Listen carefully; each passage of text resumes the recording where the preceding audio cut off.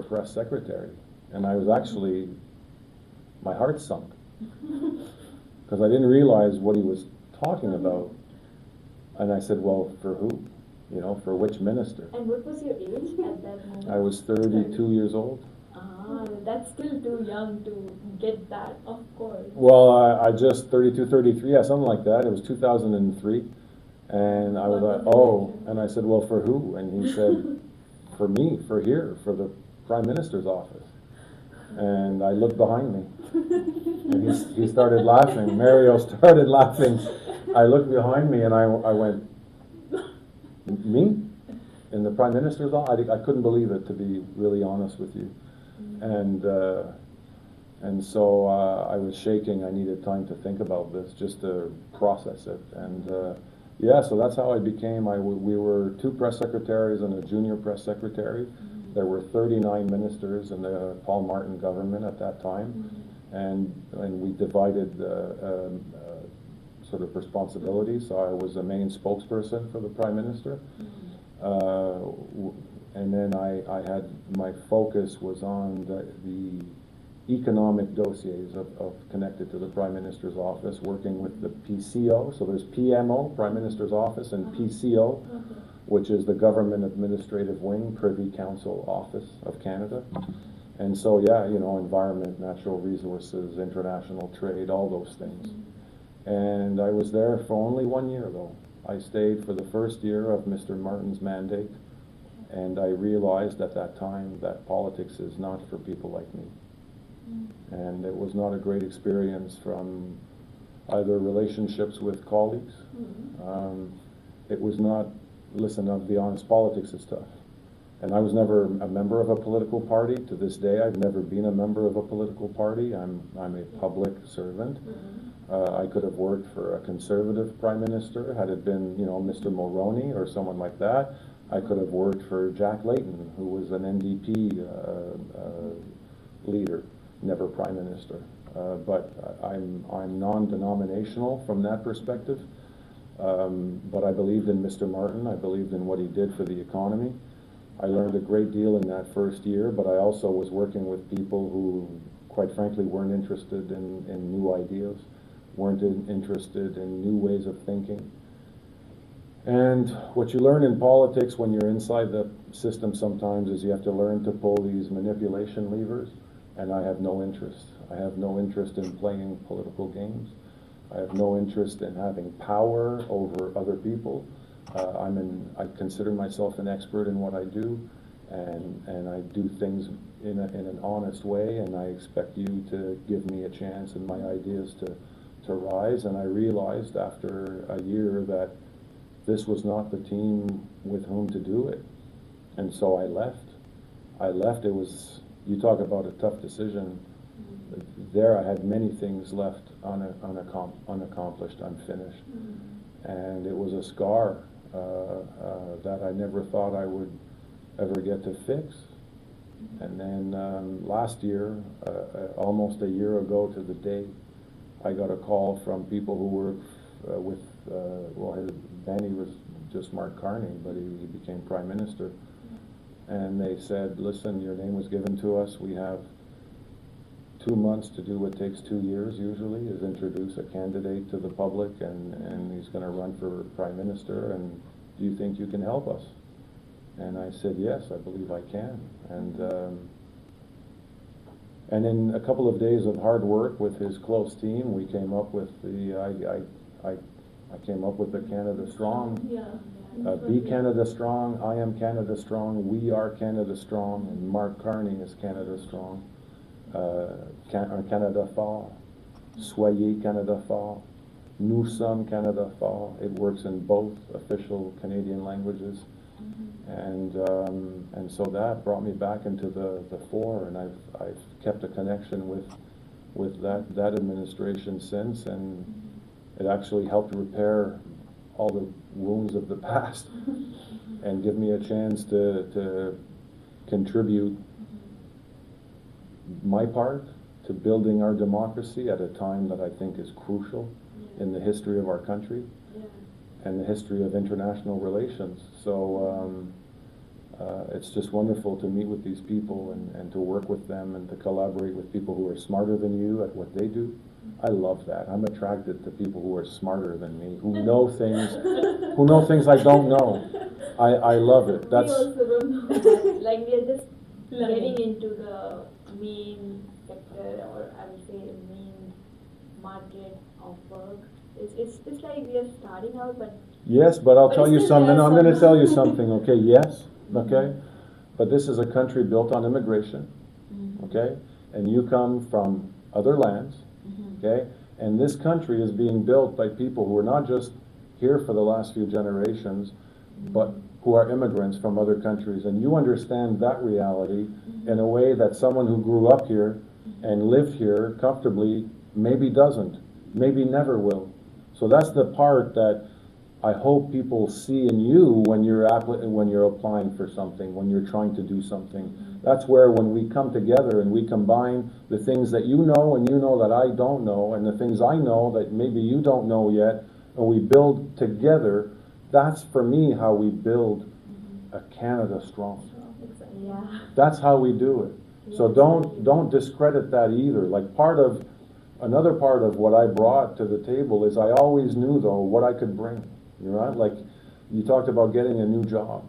I knew what I was bringing to that organization, and I knew what I wanted to get out of that organization for my benefit. Yeah. But don't ever forget why you're in that room, because you're in that room for a reason. And I'm saying this to you, and not everyone who's listening to this, because there are many people out there who are going to try to denigrate that or ignore it or take it away from you. And it has nothing to do with you. It has to do with them. It has to do with their insecurities, their ignorance. And it's going to happen. It's tough. It happens all the time. That's the other thing, is I thought at some point it would get easier. It does not get easier. You just get more experience at recognizing the bullshit and understanding if this is a place you want to be or not.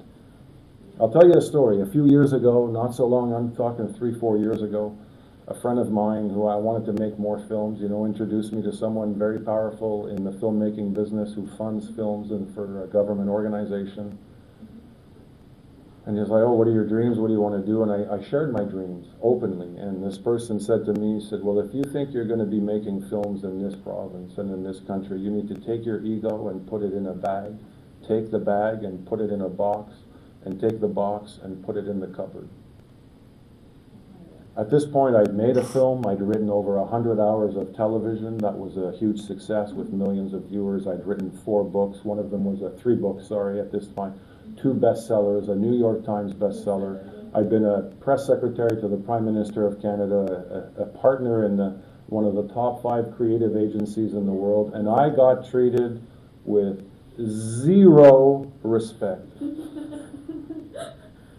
Now, it hurt. And it was the first meeting, right? It was the first meeting she's having I didn't want to reveal gender or name. This person we're all having a drink, you know what I mean? Like it's supposed to be chill, and that's what she threw in my face. And luckily I have enough experience to not get triggered by it, and I smiled and I said, well, I have a different plan. And I said, there's going to be Xavier Dolan. There's going to be Jean-Marc, because he was still alive then, the great filmmaker. There's going to be Denis Villeneuve, and there's going to be Justin. And that's how it's going to go. And she looked at me like I was the craziest person, and I don't care. Because at this point, again, like I'm 55 now, I must have been 50 years old, 50 would that's the other thing, is don't care what people think. Don't care. Like I want to bring that up. Like you said that you're not interested in power, like when you were in initial years of running the office. Yeah.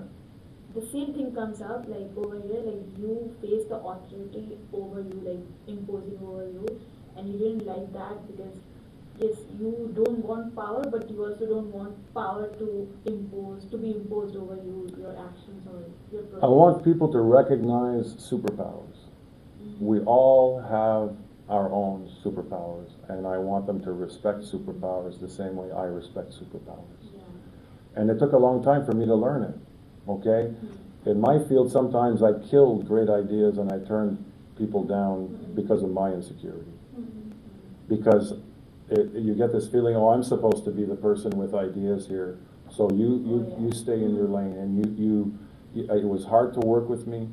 I was defensive because I was insecure, because I'm trying to prove, oh, I have to show all the time how great and how smart I am, and the truth is you don't. You just have to show who you are at the time. And when you let go of your insecurity, then something beautiful happens is you start seeing other people with their powers. And you go, oh, this person brings this to the table, this person brings this to the table. When you say something brilliant, I go, oh, that's amazing what Tanvin just said. And then you become what I call a bouncer. You bounce off someone else's great idea, because it's not about you. It's about the goal you're trying to make, the goal you're trying to achieve, the group that you're working with. And so those people are still there. They're still out there. I meet them. I still meet with them, but I recognize it. Now I understand the way some of those wise people looked at me back in the day, just smiling and saying, okay, go ahead. Now I understand. They were like, there's nothing we can say to this idiot that's going to change his mind, so you go do your thing and call us if you need us. But that's what it was, that's the reality. And that's okay. That's life. That's how you learn. Be open to learning. Be open to changing.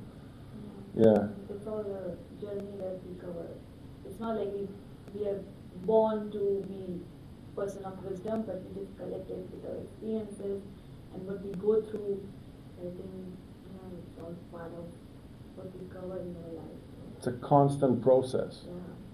I think I do. I work Saturday. I work Sunday. Not 8 hours, but if I have a notes file in my phone, like it's hundreds and hundreds of notes, because I thought about this, I thought about that. I go take a walk in the woods with my dog. I'm working because I'm thinking about my stuff. I meet people. I'm learning. It's a quest. And luckily for me, like I was talking about this again with my father, he's not retired.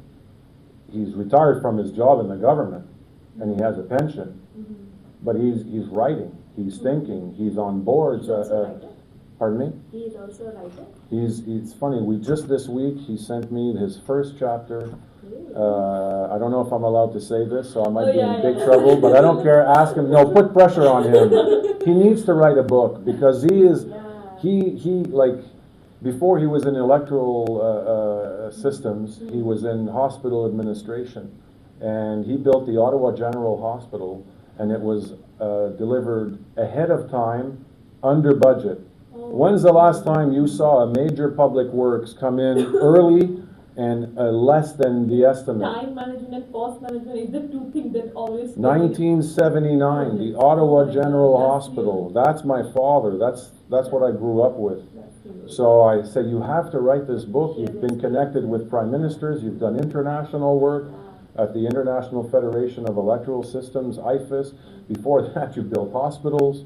He's a recipient of the Order of Canada for his public service. No, you're going to meet him. You're going to see he's a special guy. He's a special guy. Yeah, I mean, that also makes me think that it got connected, like in your journey, like how you were doing your own thing, radio and all. Like you started out at 17, right? If I'm not. Like when did you got into journalism? Like journalism. Well, if you want to know the real beginning, there was a newsletter in my high school. I was in grade 10 or 11, and I wrote in the newspaper of my high school. This is in the mid-1980s. And then the University of Ottawa had a radio station that was on the FM dial. And they said, we need young people who understand technical stuff to come help with our morning show. And I said, well, if I can be a co-host of your morning, I was 17 years old. If I can be a co-host of the morning show and be on the air, I'll come do it. And the guy said, well, okay. And so it was called L'Euphorie, which is a pun on the word œuf, egg, and euphoria. Anyway, it's a stupid name. But I had a show I co-hosted on the FM dial in 1988. Yeah, and that was the beginning. We noticed the time. It was from like 6 a.m. to 9 a.m. Yeah, from 6 to 9. Yeah. Early morning. Yeah. So I've always been a morning excited person. About it or? Oh yeah. Yeah. I'm excited about everything. That's another thing. No, it's very important. Is it like from the beginning of your, I mean, from the I've always childhood? been, Oh, okay. I'm always, if it's not interesting, I won't do it. I'll try it. I go, oh, I think this sucks. See you later. I've said no to many opportunities that other people would jump at that I don't think it's interesting to me. So I don't do it, because what's key in our work is passion. Passion makes a big difference. When you're making a business pitch, when you're talking about it, you have to show passion. I wrote a slogan for the Olympic Games that got approved because of my passion, not because of the quality. It was great work, I think, but the client came to me after and said, you should run for Prime Minister of your country from the International Olympic Committee. Passion is the number one thing. So if I don't feel it, then don't do it. But the beauty of being curious and wanting to learn is pretty much everything. Like even math, I sucked at math. I failed calculus not once, I failed twice. But I read a book on the history of calculus. I can talk to you about the history of calculus more than most mathematicians can. I've studied Erdős, who's one of the great mathematicians of our time, maybe of all time, because of the number of proofs he had. Proofs are very important in mathematics. So I don't understand how to do it, but the importance of the history. In fact, when you look at the history of the world, we base a lot of our thinking on the Greeks. But without Babylonia, and without the first universities of our time where calculus was discovered, we don't have phones, we don't have cans, we don't have computers, we don't have any of these things, because that stuff is possible because of calculus, which is, where does that come from in the world? Iraq, Iran, Babylonia. That's where the roots of it are. People used to migrate to that country to study. To learn these things. Things And like it's all that. connected to their divine beliefs that are different from the Greeks and our traditional divine beliefs. Even the first university was from Fatima Al-Fari. She was a Moroccan princess, I think. Yes, so all these things. So passion and caring about what you do. And people say, what are your favorite clients? I said, the next one. What's your favorite project? The next one. And yeah, I did work for FIFA World Cup. My friend owns a pizzeria and a tomato sauce business in my hood. I got as much joy figuring out his slogan as I did. It's just, do you care what you do or do you not? And that's it. I care about what I do. I show up. I work hard on everything. It's like Larry Bird said, one of the greatest basketball players. He goes, I want people to remember that I showed up every day. And that's it. I show up every day, and I do my work, and I do the best that I can, and I don't care that maybe it'll become the biggest pizzeria in the world, and then people will say, oh, Kingsley did this. Who cares? And that more sounds like honesty towards your work, which barely, I think I also don't have that thing. I'm still inculcating that thing that, okay, I have to be honest towards whatever I'm doing in terms of projects. If I'm not doing it well, I should leave the seed for someone to get Yes, it done. I think that's wise beyond your years. I've done that. I haven't talked to you about pharmaceuticals. I've worked with the pharmaceutical industry when I did government relations and public relations strategy. I'm really good at getting drugs approved for provincial formularies, which I won't bore you with.